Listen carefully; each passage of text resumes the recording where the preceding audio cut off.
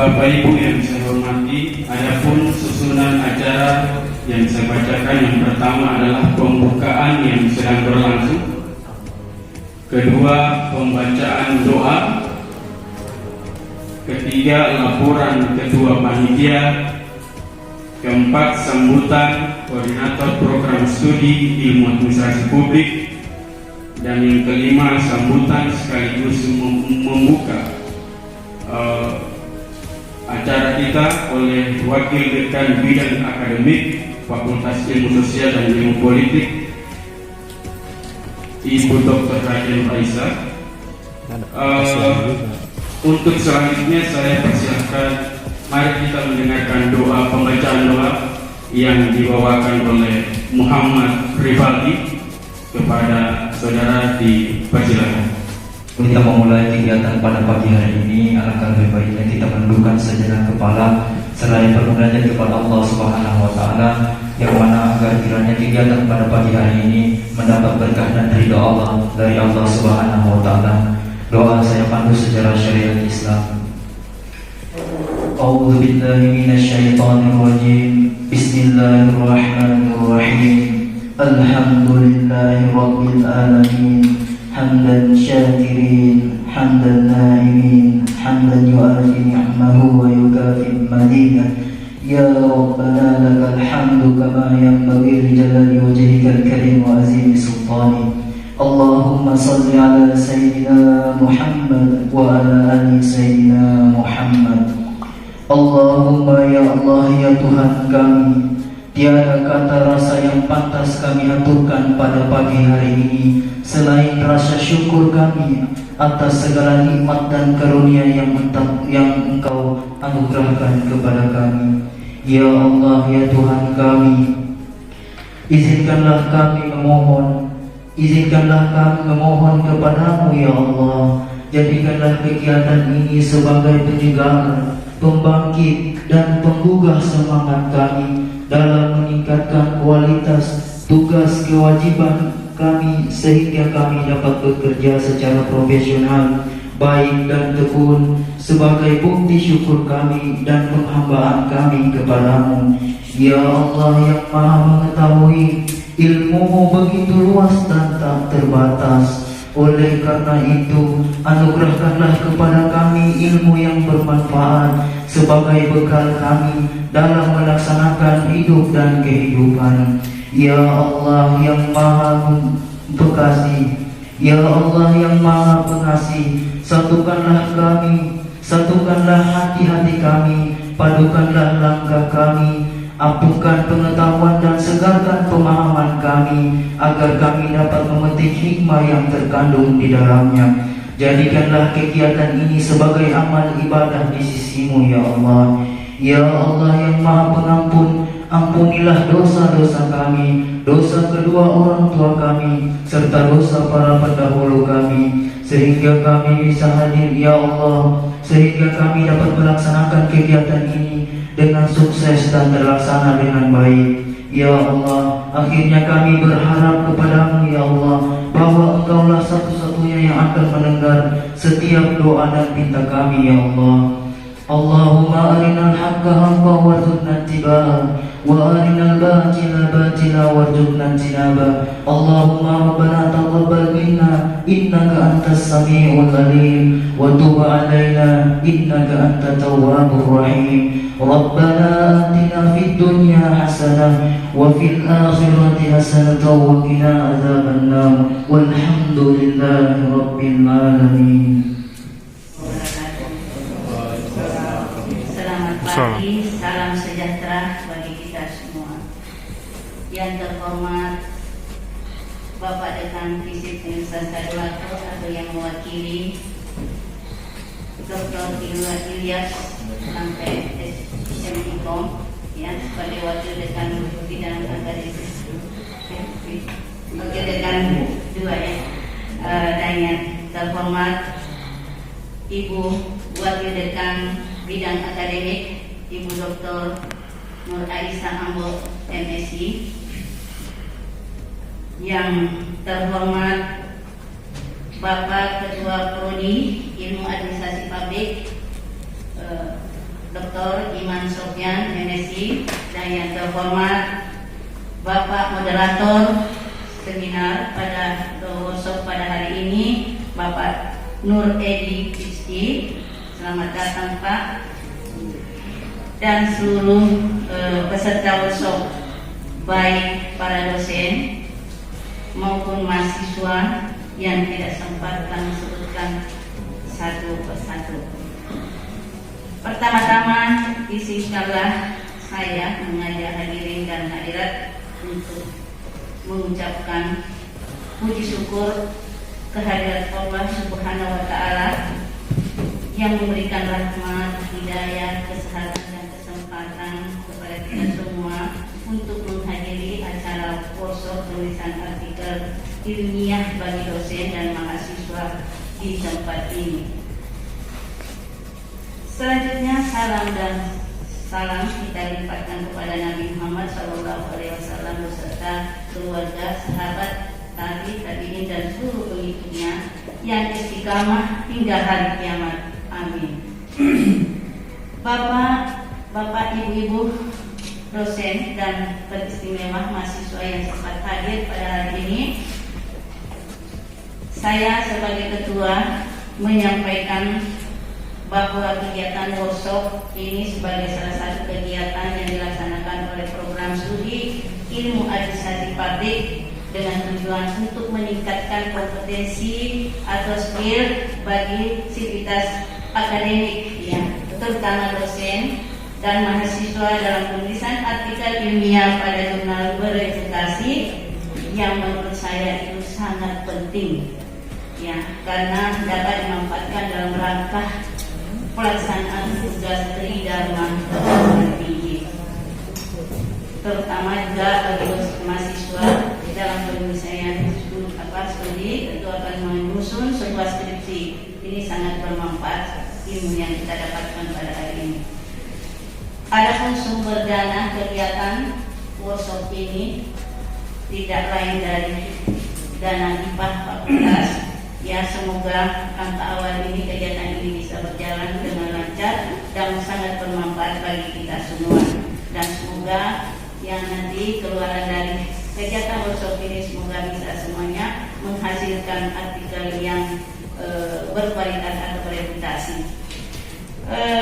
Kepada pimpinan baik prodi, lulusan fakultas, ya, dalam lingkungan fisik, saya mengucapkan terima kasih atas dukungannya sehingga kegiatan workshop ini bisa berjalan dengan baik. Dan selanjutnya saya mohon kepada Ibu Dr. Nur Aisyah Ambo sebagai Wakil Dekan Akademik dan mewakili Dekan Fakultas Ilmu Sosial dan Ilmu Politik sekaligus membuka kegiatan workshop ini. Sekian, lebih dan kurang mohon maaf. Wabillahi taufik wal hidayah. Assalamualaikum warahmatullahi wabarakatuh. Selamat siang. Yang saya hormati unsur pimpinan Fakultas Ilmu Sosial dan Ilmu Politik, Ibu Wakil Dekan Bidang Akademik, kakanda saya Dr. Raja Marisa Ambo, MSc. Terima kasih Bunda sudah berkenan meluangkan waktunya. Yang saya hormati dan saya banggakan kemahasiswaan yang sudah selesai paripurna, kakanda saya Ibu Dr. Intan MSc, dan mantan ketua senat kakanda saya Pak Dr. Irfan Mufti MSc yang telah berkenan hadir. Tidak lupa pula yang saya banggakan Ibu Ketua Panitia yang telah bekerja keras sehingga acara ini dapat terlaksana, dan saya ucapkan terima kasih Pak Sekretaris dengan upaya kerja keras sehingga acara ini dapat terlaksana. Dan yang terakhir, penghargaan saya setinggi-tingginya kepada narasumber yang saya muliakan dan saya banggakan, Bapak Nur Edi PhD yang telah meluangkan waktunya. Insya Allah ilmunya akan berguna. Saya kira itu beberapa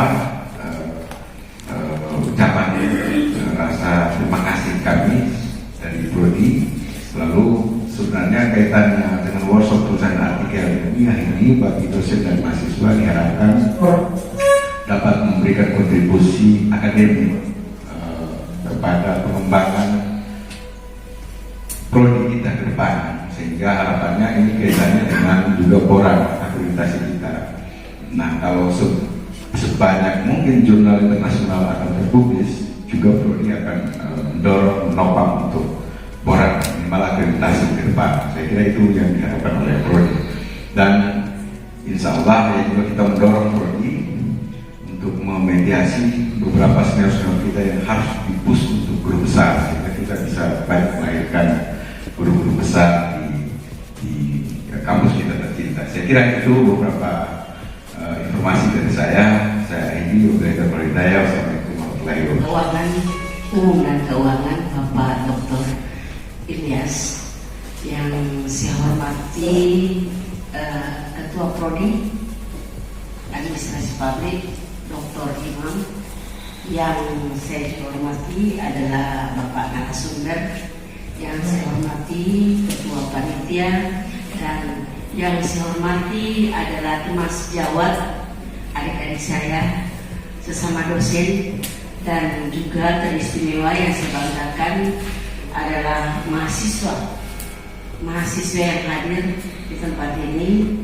Assalamualaikum warahmatullahi wabarakatuh. Waalaikumsalam warahmatullahi wabarakatuh. Tiada kata yang paling indah yang dapat diucapkan selain memanjatkan rasa syukur kehadirat Allah Subhanahu wa Ta'ala, karena dengan izinnya juga maka kita dapat menghadiri acara ini, acara gosok yang sangat kita butuhkan.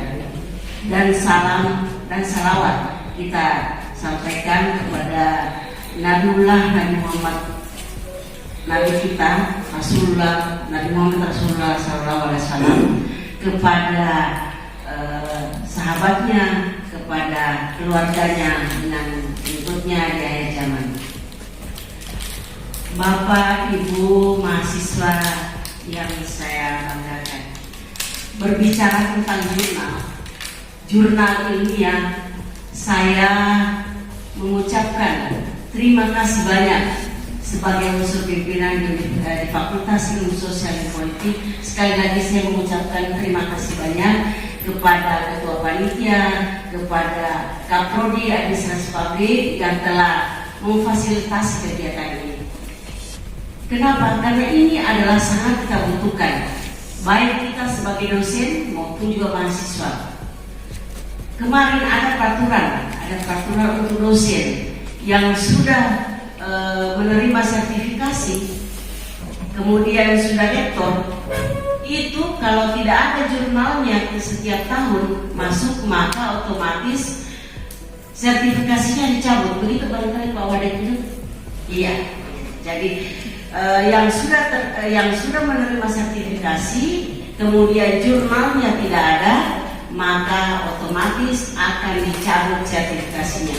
Kemudian yang guru besar yang tidak ada jurnalnya per tahun itu akan juga dicabut guru besarnya. Dan juga kepada mahasiswaku, kalau misalnya mau selesai, itu harus juga membuat jurnal. Khusus untuk dosen-dosen teman sejawat, jurnalnya adalah apakah jurnal internasional maupun jurnal nasional, yang penting terindeks Pak ya. Nah itu barangkali. Dengan demikian sekali lagi saya mengucapkan terima kasih atas kegiatan ini, karena ini terus terang kita sangat butuhkan. Teman-teman yang saya hormati, khususnya teman-teman sejawat ini sangat perlu kita dengarkan narasumber nantinya, terutama barangkali Pak hambatannya itu adalah kita mau menulis, tetapi kita tidak tahu cara-caranya, apa saja tahap-tahapan dalam menulis, apa saja istilahnya yang bisa tulisan itu diterima, kemudian bagaimana mekanismenya sehingga bisa diterima kepada jurnal yang terindeks, apalagi yang Scopus Pak ya. Nah, karena pengalaman kemarin saya terus terang, ada anak saya yang sementara ambil S3-nya sudah lama promosi, sudah lama ujian hasil, kemudian jurnalnya bermasalah. Itu tadi karena tidak tahu mekanismenya, tidak tahu prasyarat-prasyaratnya, sehingga bisa diterima. Sudah 3 kali, ya, sudah 3 kali anak saya itu mengirim dan alhamdulillah sudah sudah masuk di Scopus 3 terindeks. Tetapi ironinya lagi, pada saat dia mau publish, dia mau kirim ke promotornya, itu langsung discontinue.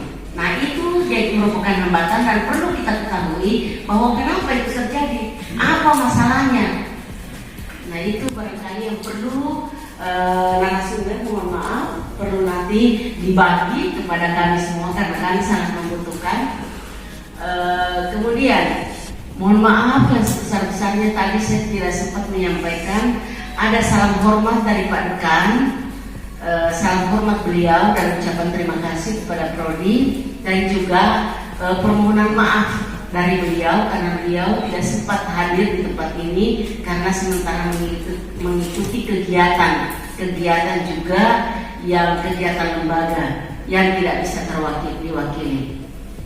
Begitu saja barangkali yang saya bisa sampaikan. Mudah-mudahan dengan kita mengikuti workshop ini, kita dapat pencerahan tentang syarat-syarat, kemudian tahapan-tahapan penelitian, kemudian mekanisme sehingga kita bisa masuk di dalam jurnal itu, ya, karena itu memang sangat dibutuhkan. Demikian barangkali sebelum saya akhiri, maka sesuai permintaan Ketua Panitia dan Ketua Prodi, maka saya akan membuka acara ini tentunya dengan ucapan Bismillahirrahmanirrahim. Kegiatan ini saya buka dengan respon. Demikian saya akhiri dengan ucapan wabillahi taufiq wal hidayah. Wassalamualaikum warahmatullahi wabarakatuh. Semoga kegiatan ini mendapatkan manfaat. Terima kasih. Saya akan membahas dan mengenalkan kepada Bapak Ibu bagaimana menulis jurnal ilmiah untuk publikasi internasional bereputasi. Saya Nur Edi, keseharian saya adalah pengajar dan peneliti di Universitas Tadulako di Departemen Agroteknologi, Fakultas Pertanian. Bidang ilmu penelitian saya adalah Functional Diversity of Agricultural Microbes dan Plant Pathology, juga entomologi. Saya juga meneliti ekologi pada skala meneliti ekologi molekuler. Saya juga bekerja pada beberapa jurnal International Scopus dan Sinta sebagai editor dan reviewer. Ini adalah track record saya di bidang publikasi internasional. Terdapat 11 publikasi Scopus saya saat ini belum terupdate dengan H-index 4. Ini dari sisi jumlahnya angka 4 itu tentu saja adalah angka yang belum terbilang besar, tetapi jika dilihat dari proses saya dari tahun 2015 akhir hingga tahun 2019, maka nilai 4 ini adalah angka yang cukup cepat untuk dicapai pada bidang penelitian untuk publikasi internasional. Baik Bapak Ibu, hari ini saya akan mengenalkan apa itu jurnal internasional bereputasi, bagaimana tips menulis jurnal internasional bereputasi, dan bagaimana mengirim naskah atau manuskrip kita ke penerbit jurnal internasional bereputasi. Bismillahirrahmanirrahim. Assalamualaikum warahmatullahi wabarakatuh. Selamat pagi menjelang siang Bapak Ibu. Mohon izin, sebenarnya saya tidak pernah mau disebut sebagai narasumber karena saya dari aspek umur saya jauh betul.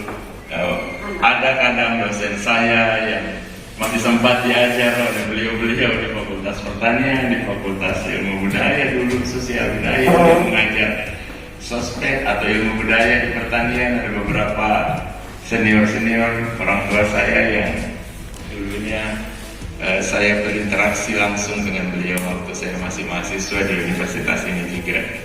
Jadi mungkin lebih tepatnya kita menyebut hari ini sebagai ajang sharing saja apa yang kebetulan saya dapat di luar negeri, dan rupanya setelah sampai di sini aspek kemanfaatannya jauh lebih besar. itu bisa kali kita bagikan sama-sama, karena tadi betul disampaikan oleh Ibu Wakil Dekan bahwa semakin banyak publikasi kita, juga tadi disinggung oleh Bapak Ketua Prodi, maka semakin baik nilai kita, juga mengangkat nilai H-index peneliti di universitas ini supaya lebih maju. Secara disiplin ilmu sebenarnya saya juga tidak berkompeten sebenarnya untuk menyampaikan informasi materi ini ke Bapak Ibu, karena saya berbidang ilmu eksakta. Tetapi saya juga heran, saya diundang ke STIE di beberapa provinsi, baru-baru diundang oleh peneliti BPTP, diundang oleh Poltekkes Makassar, sampai ke Maluku. Saya bilang, dan semuanya itu sebagian besar adalah bukan ilmu life sciences, ilmu eksakta, sebagian ilmu sosial ekonomi. Dan saya tanya, kenapa Bapak undang saya? Dia bilang, saya nonton YouTube-nya Bapak, dan itu yang paling gampang kami terima untuk memperoleh tips dan trik. Jadi kemudian saya berkesimpulan bahwa kita lebih banyak akan sharing dan saling memotivasi saja ini Bapak Ibu, karena ini menulis ini urusan satu hal itu saja, motivasi. Kalau itu yang tidak ada, kita tidak bisa jadi tulisannya. Jadi mohon izin saya memulai sharing kita pada hari ini Bapak Ibu. Tadi saya sudah sampaikan, saya dosen di Fakultas Pertanian. Bidang ilmu saya sangat spesifik mengurusi makhluk-makhluk gaib, karena semua itu tidak kelihatan di mata kita. Bakteri, jamur, virus, binatang-binatang kecil di dalam tanah yang terkait dengan kesuburan dan indikator lingkungan, itu bidang ilmu saya. Makanya saya lebih banyak juga bekerja di ekologi molekuler. Itu bidang yang saya tekuni di Jerman. Dan gara-gara itu alhamdulillah setelah saya mempublikasi beberapa tulisan, saya dimintai menjadi reviewer, chief editor di salah satu jurnal. Lalu kemudian di jurnal Scopus dan Sinta saya juga bertugas sebagai reviewer dan editor di sana. Ini track record saya di bidang publikasi di tingkat di 10 tahun terakhir. Ranking saya di Universitas Tadulako ini 28. Jadi dari sekian ribu dosen, saya berada di peringkat 28. Alhamdulillah, bukan hal yang harus dibanggakan, karena mestinya kita harus berlomba-lomba untuk menaikkan ini, tulisan ini, H-index ini. Karena semakin besar angka itu berarti semakin banyak dosen yang mempublikasi jurnal bereputasi. Bukan angka jumlah publikasi, jadi 100.000 publikasi tidak ada gunanya kalau H-index kita tidak ada. Artinya kita masih menulis untuk diri kita sendiri. Belum ada yang menjadikan tulisan itu sebagai rujukan internasional. Nah, itu yang kita mau kejar Bapak Ibu, supaya ranking universitas kita juga naik. Kalau itu tidak kita peroleh, nah kita kesulitan juga nantinya untuk berkompetisi di event-event nasional yang mensyaratkan H-index. Saya perhatikan DIKTI juga begitu.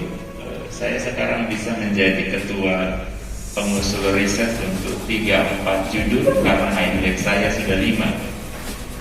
Nah, kalau kita tidak punya H-index, berarti kita tidak bisa jadi ketua untuk FIBA kompetisi. Nah, itulah gunanya kita perlu H-index kita. H-index ini juga menjadi tantangan kita untuk saling membangun relasi internasional dengan profesor-profesor di luar negeri. Walaupun kita tidak punya resources yang sama, karena mereka punya dana penelitian, anggaran yang banyak. Tetapi begitu mereka lihat H-index kita bisa jadi mitra mereka walaupun kita tidak punya uang sebesar mereka. Nah, karena itulah saya tidak terlalu tertarik sampai hari ini untuk mengusul dana-dana penelitian di Indonesia, karena kok saya merasa lebih susah mengurusi pertanggungjawaban daripada mengurusi jurnalnya ya. Itu yang saya rasa. Akhirnya saya ditegur oleh pimpinan, profesor dan orang tua kami juga di Fakultas Pertanian, tidak bisa saya sebut namanya. Saya ditelepon oleh, jangan juga terlalu sombong sekali begitu. Dia bilang, tidak sombong Prof, saya bilang. Saya kok merasa lebih susah mengurusi pertanggungjawabannya daripada mengurusi jurnalnya ya. Dia bilang, ya sudah, nanti ada orang saya tugaskan untuk urusi pertanggungjawabannya. Pokoknya kau harus usul supaya ada yang publikasi dari dana DIPA itu. Oh, kalau itu saya siap. Alhamdulillah sudah 2 jurnal internasional, Q1 yang keluar dari dana DIPA itu. Nah, ini yang ingin saya sampaikan Bapak Ibu. Kita ingin mengenal dulu jurnal bereputasi itu seperti apa, supaya tidak ada lagi keluhan seperti Bunda tadi. Sudah terbit, waktu terbit Q2 pas mau dipakai discontinue. Dulu dikti dia pakai kalau discontinue-nya tidak, maksudnya pada saat kita publish itu masih di Scopus, itu masih bisa dipakai di dikti dulu. Nah, sekarang sudah tidak bisa, walaupun dia masih di Scopus pada saat kita publish, pada saat kita mau pakai urus kolektor kepala atau guru besar, dia sudah tidak di Scopus, itu juga tidak bisa dipakai oleh dikti. Kenapa? Karena kalau dia masuk ke bill list itu adalah daftar jurnal predator, maka yang bersangkutan juga akan dihukum 2 tahun, tidak boleh mengusung pangkat. Kalau kita terbit, jadi bahaya sekali itu Bapak Ibu, jangan asal publikasi. Nah, itulah pentingnya kita tahu jurnal supaya kita bisa cermat betul memilih jurnal. Nah, kalau kita tidak tahu itu, kita sudah keluarkan uang penelitian, membayar orang untuk menerjemah, membayar lagi pihak ketiga untuk submit dan sebagainya, habis 10-15 juta lalu tidak dipakai. Sayang. Saya lalu bilang ke dosen-dosen yang kehabisan uang 10-15 juta itu di fakultas saya, uang itu Bapak bisa pakai untuk daftar ke Q1. Cuma masalahnya kita tidak pede dan kita tidak mau sedikit capek memformulasi jurnal. Padahal itu gampang sekali, dan itu juga yang akan saya sampaikan hari ini. Yang kedua, bagaimana tips menulisnya? Ini juga penting untuk kita kita pahami sama-sama supaya nantinya kita mengerti betul bagaimana cara untuk menulis jurnal bereputasi, lalu kemudian bagaimana cara mengirim manuskrip ke penerbit, bagaimana cara kita memasukkan jurnal itu ke penerbit. 3 hal ini yang sering kita tidak terlalu peduli, akhirnya kita menggunakan jasa orang lain. Jasa orang lain itu kemudian juga kalau dia tulus, bagus. Ada yang saya lihat dia tiba-tiba, Pak. Saya tanya itu teman, berapa Bapak bayar? Di sini 5,5 juta. Nah, saya cek jurnalnya tidak Scopus, tidak terindeks, hanya terindeks Doage dan Google Scholar. Di jurnal itu tertulis hanya $50 biaya masuknya, 750.000 saja biaya masuknya. Saya cek itu hasil yang dia buat oleh pihak ketiga itu. Cuma dia pakai Google Translate untuk mencermahkan. Jelek sekali. Jurnal-jurnal seperti itu dia tidak peduli apa yang masuk itu yang keluar. Jadi kita tidak akan pernah dapat high index dari jurnal seperti itu. Karena Bapak sama saja harfiahnya, kita kan tidak mungkin kita mau beli barang bagus. Kalau Bapak Ibu ke pasar pasti selalu mau beli mangga yang manis, yang enak dilihat. Peneliti juga begitu, waktu dia mau menyitir satu tulisan sebagai pustaka acuan dia, kita kan pasti pilih-pilih yang bagus-bagus juga ya, tidak mungkin jurnal yang terbit ala kadarnya yang kita mau sitasi. Karena kita mau terbit ke jurnal yang bagus, berarti sumber acuannya juga harus bagus, kan begitu urutannya. Nah, kalau itu tidak dipedulikan, nanti kita yang susah sendiri, habis uang tidak bisa terpakai. Oke, kita masuk pelan-pelan Bapak Ibu mengenal jurnal internasional dulu. Ada beberapa istilah ini, ada peer review, ada indexing system, ada impact factor, ada publisher, ada closed and open access jurnal. Nah, jurnal yang bagus itu pasti peer review. Peer review artinya dia masuk dulu ke editor, editor memberikan tanggapan. Setelah tanggapan umum diselesaikan oleh penulis, baru masuk ke reviewer. Proses itu paling cepat kalau di Q1 3 bulan. Rata-rata saya terbit 6 bulan rata-rata. Tapi kalau ada jurnal baru diterbit, baru dikirim langsung diterima, tarik jurnal itu. Karena lebih baik Bapak Ibu terbit di jurnal Sinta 3, nilainya 25 poinnya, daripada Bapak Ibu asal internasional terbit di situ tapi tidak bisa dipakai dan Bapak Ibu dihukum 2 tahun. Karena kalau jurnal itu predator, pasti Bapak Ibu kena hukuman nanti begitu mengusul 2 tahun. Jadi ngapain kita menghabiskan uang untuk terbit di sekedar internasional lalu tidak bisa dipakai? mending kita pakai ke Sinta 3 atau Sinta 2, nilainya 25 juga. Begini perhitungannya, kalau kita ke jurnal internasional ala kadarnya, apalagi kita hitung predator, jurnal internasional Ki atau bereputasi itu, mau Ki berapapun dia, nilainya 40, tetapi tidak pernah dapat nilai maksimal kita dalam penghitungan angka kredit. Nah, kalau dia terhitung sebagai jurnal internasional biasa, nilai maksimalnya hanya 25. Dan kalau dia tergolong jurnal internasional biasa dan tidak bagus, nilainya pasti lebih rendah. Ngapain kita ke situ? Mending ke Sinta. Sinta kan banyak di Untar, Sinta 2, Sinta 3. Teman-teman juga rata-rata di Unhas kan pengelola jurnal Sinta. Ada Sinta 1, ada yang sudah V3 di sana, Sinta 1. Sudah cepat, lebih enak dipakai, tidak ada masalah. Kalau dia terakreditasi Sinta, meskipun dia Sinta 3, Bapak Ibu tidak akan kena hukuman. Daripada masuk ke asal internasional, sudah discontinue, terdeteksi di jurnal predator, akhirnya tidak bisa dipakai, habis uang, kita dihukum 2 tahun, tidak bisa mengusut kembali. Nah, ciri pertama jurnal yang sehat, dia tidak langsung diterima kalau kita usut, pasti ada peer review di dalamnya. Yang kedua, minimal dia terindeks Scopus kalau mau aman ya, karena kan untuk lektor kepala dan guru besar harus dia Scopus berapapun Q-nya, tetapi SJR-nya harus 0,5. Impact factor jurnal itu 0,5 minimal nilainya. Jadi itu lagi yang harus kita perhatikan. Ini banyak sekali mengindeks, banyak sekali.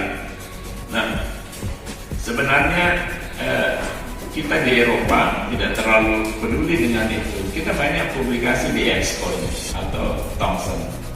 Kita tidak terlalu peduli dengan Scopus itu karena bukan itu yang dilihat. Cuma kita berkiblat ke gaya Amerika pendidikan kita, makanya Elsevier ini kan perusahaan, ya. Tapi kita harus akui itu dia yang paling bagus indexing sistemnya di dunia ini. Makanya dijadikanlah dia sebagai rujukan. Tetapi bukan berarti karena Scopus lalu kita harus habis uang terus. Tidak, banyak gratis, banyak sekali yang gratis. Saya sekarang sudah tidak mau terbit di jurnal berbayar karena kami di level peneliti internasional juga ada semacam satu gengsi reputasi juga kalau terbit di jurnal bagus tetapi gratis. Itu juga yang mulai masuk ke level itu juga agak-agak menarik tantangan itu. Oke, yang selanjutnya impact factor. Semakin tinggi impact factor jurnal itu, semakin bagus reputasinya. Impact factor itu artinya semakin sering dia disitir peneliti dunia, jurnal itu semakin bagus dia. Nanti bagaimana cara lihatnya itu di slide berikutnya. Yang penting dipaham dulu ini konsep dasarnya. Semakin tinggi impact factor, semakin bagus jurnal. Dikti hanya mensyaratkan 0,5. Dan 0,5 itu rata-rata sudah luar biasa. Ya, luar biasa itu jurnal 0,5. Tapi ada beberapa profesor yang saya bantu, alhamdulillah sudah ini juga, dia cuma masuk ke 0,2, 0,3 juga terangkat. Prof Yunus di pertanian itu kan tulisannya juga tidak ada yang di 0,5. Tapi ya itulah rezeki juga itu Pak. Kadang juga pemeriksa ini tergantung baju apa yang dia pakai hari ini. Pakai baju yang mungkin bikin moodnya tidak bagus, dia coret-coret akhirnya orang padahal sudah bagus. Nah, impact factor itu seberapa sering jurnal itu disitir selama 2 tahun. Rata-rata jurnal yang bagus itu tinggi tingkat citasnya. Lalu ada publisher yang paling terkenal di dunia itu adalah Scopus ini, Elsevier ini. Elsevier ini kan yang satu induk semua itu. Lalu ada macam-macam, ada direct science, science direct atau direct science, ada academic journal, macam-macam. Biayanya juga macam-macam itu, mulai dari 0 sampai 5.000 US dollar. Berarti ada jurnal yang biaya publikasinya sekitar 75 juta. Biaya penelitian di Pak kita di Untar ada yang 10 juta. Kalau mau publikasi itu kan tidak mungkin ya. Nah, ini cara melihat jurnal. Kita masuk ke website ini, namanya Simago Journal and Country Rank. Kita ketik di sini Social Sciences. Mudah-mudahan kelihatan. Ini Bapak Ibu. Lalu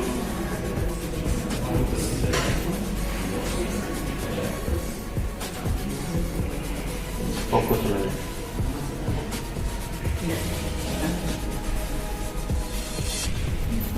oke, boleh lah. Nanti bahan presentasinya saya titip ke Pak Moderator. Nah, ini dipilih, ini masuk ke website ini, tulis saja Simago, lalu pilih sini Social Sciences, lalu pilih Public Administration, lalu pilih semua negara, akan terurut secara otomatis dari yang impact faktornya tertinggi ke yang terendah. Ini impact faktornya 15, pasti susah masuk ke sini nih kalau untuk kita, tapi untuk peneliti-peneliti yang sudah profesor-profesor tulen di Eropa, Amerika sana itu tidak susah bagi mereka. Nah, kalau kita mau cari jurnal berbayar saja, ini dicentang, namanya Open Access Only. Lalu ini adalah Close Access, ini semua ini yang tidak ada gambar gemboknya. Semua ini adalah Close Access, artinya kita gratis, bisa gratis ke jurnal itu, tidak perlu bayar. Tapi beberapa Close Access juga tetap Open Access, dia mensyaratkan pembayaran kalau kita mau masuk ke jurnal itu. Dan ini Open Access, ini ada gambar gemboknya ini, tandanya.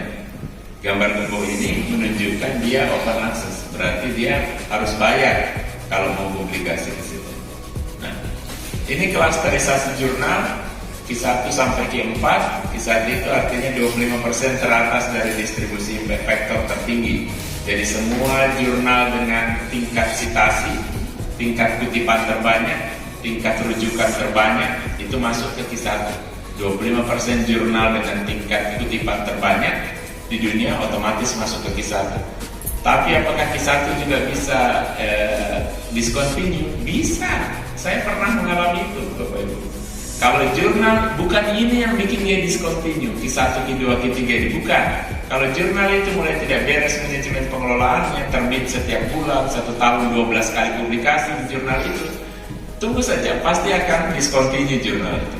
Jadi tidak usah lihat lagi jurnalnya berapa kali dia terbit dalam setahun.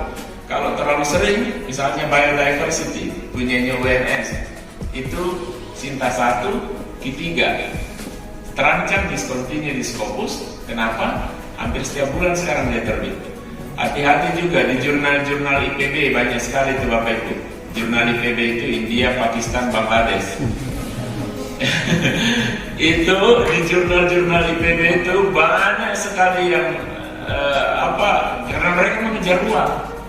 Lumayan kan, $300 kali 10 jurnal per terbit kali 12 bulan berarti 120 jurnal kali $300. Jadi itu pendapatan luar biasa bagi mereka kan. Scopus tidak mau gitu. Kenapa? Karena kalau terlalu cepat masa publikasi antara satu terbitan ke terbitan yang lain, berarti fungsi pemeriksaan jurnal itu ada yang cacat. Nah, fungsi peer review di slide pertama tadi itu tidak berfungsi normal. Itu yang tidak diinginkan oleh Scopus. Nah, bagaimana cara mengetahui jurnal yang baik untuk tempat publikasi kita? Tadi sudah saya singgung, semakin tinggi nilai SJR ini, semakin bagus dia. Nilai SJR ini menunjukkan nilai kutipan rata-rata per tahun selama 3 tahun. Jadi semakin tinggi ini, maka semakin bagus jurnal itu dipilih. Nah, yang kedua, lihat kesehatan jurnalnya. Masuk ke Simago tadi, misalnya contoh jurnalnya ini, Administrative Science Quarterly. Perhatikan ini Bapak Ibu, ini hijau semua ini. Hijau semua, artinya dia Q1 terus sepanjang masa, sehat jurnal ini. Kalau dia tiba-tiba ada merah di sini, terus kuning, berarti dia pernah turun ke Q4, pernah turun ke Q3, lalu Q1 kembali, berarti ada yang tidak beres di jurnal ini. Lalu lihat indeks citasinya, menanjak, rata-rata menanjak kurvanya, artinya jurnal ini sehat. Yang terakhir, lihat angka di bawah ini. Ini semakin dia besar, semakin bagus. Bapak Ibu butuh yang tulisannya di sini minimal 0,5. Ya, nilai berapa? Dia tidak mampu sebutkan itu. Nah itu nanti saya kasih tipsnya. Saya meneliti hal yang ecek-ecek, survei, tapi dipermuai di pendahuluannya untuk membuat reviewer tertarik. Nah, referensinya juga ya. Lalu yang ketiga, motivasi penelitiannya apa? Lalu perkenalkan penelitian kita. Nah, bagian satu latar belakang. Ini penting sekali untuk langsung menyampaikan isu nasional atau internasional atau apa yang terjadi secara global. Jangan yang umum. Padi adalah salah satu komoditas keunggulan Kesempatannya, alhamdulillah workshop penulisan artikel ilmiah bagi dosen dan mahasiswa menurut saya ini adalah kegiatan yang baik dan bagus untuk kepada kami juga kepada mahasiswa. Oke, langsung saja ke pertanyaan. Mungkin saya dari pihak mahasiswa lebih mempertanyakan kepada orang-orang tua saya, khususnya yang ada di administrasi publik. Terlepas dari materi-materi yang dibawakan oleh narasumber kita pada pagi hari ini. Nah, yang ingin saya tanyakan Bapak Ibu sekalian, bagaimana langkah-langkah program studi administrasi publik untuk meningkatkan kapasitas mahasiswa administrasi publik dalam penulisan artikel ilmiah atau jurnal. Karena menurut fakta yang di lapangan, saya sendiri rasakan banyak kami dari mahasiswa itu sangat kurang informasi terkait penulisan artikel ilmiah atau jurnal ilmiah yang kami ketahui. Sekian, terima kasih. Assalamualaikum warahmatullahi wabarakatuh.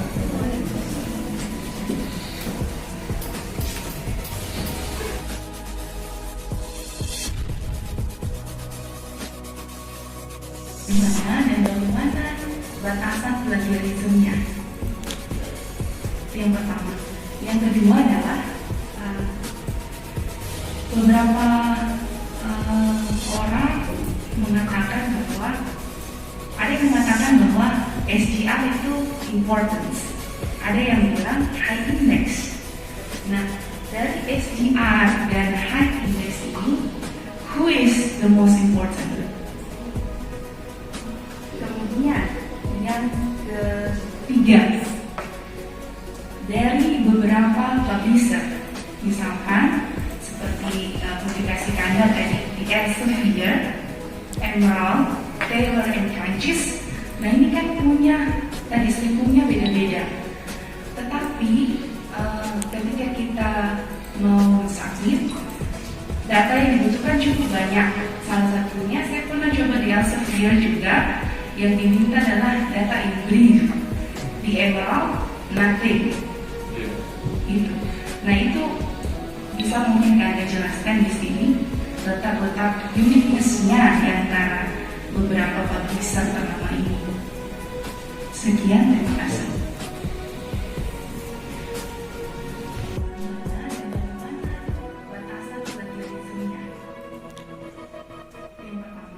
Yang kedua adalah beberapa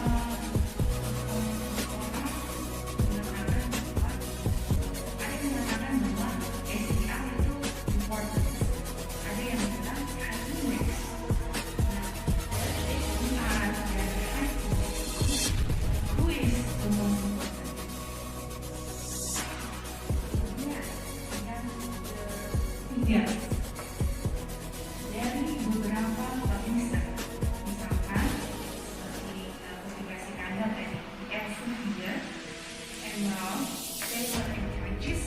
Nah, ini kan punya tadi selipungnya beda-beda. Tetapi ketika kita mau submit, data yang dibutuhkan cukup banyak. Salah satunya saya pernah coba di Elsevier juga, yang dibutuhkan adalah data in brief. Di Emerald, nothing. Nah, itu bisa mungkin Anda jelaskan di sini letak-letak uniqueness-nya di antara beberapa publisher ternama itu. Sekian, terima kasih.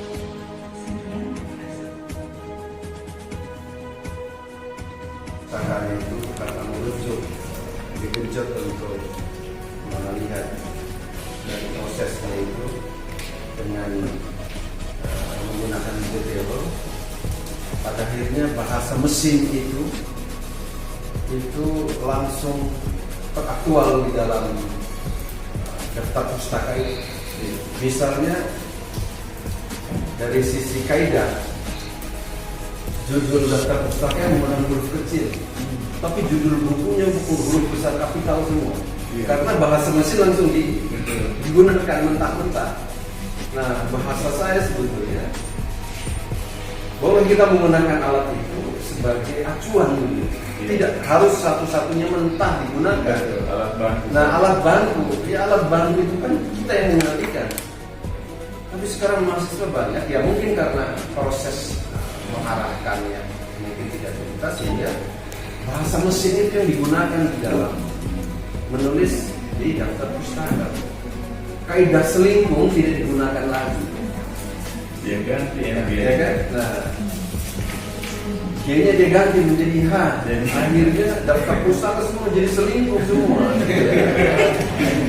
Jadi salah satu kasus dan contoh yang berikutnya, ya mohonlah diterbitkan mungkin di lingkungan kita, terutama di prodi, ketika bimbingan mahasiswa terkait dengan penyusunan jurnal itu, ya itu tadi istiqomahnya itu betul-betul gitu ya, dilakukan, tidak semata-mata dengan orientasi profitnya itu ya.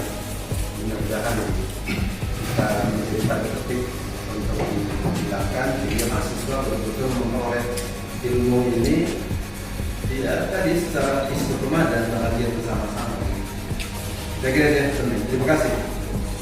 Baiklah, terima kasih kepada para peserta sudah memberikan partisipasi dengan mengajukan beberapa pertanyaan. Yang pertama diajukan oleh Bapak Ibrahim itu sendiri, di mana beliau bertanya tentang tindak lanjut workshop ini harusnya dilakukan terus-menerus.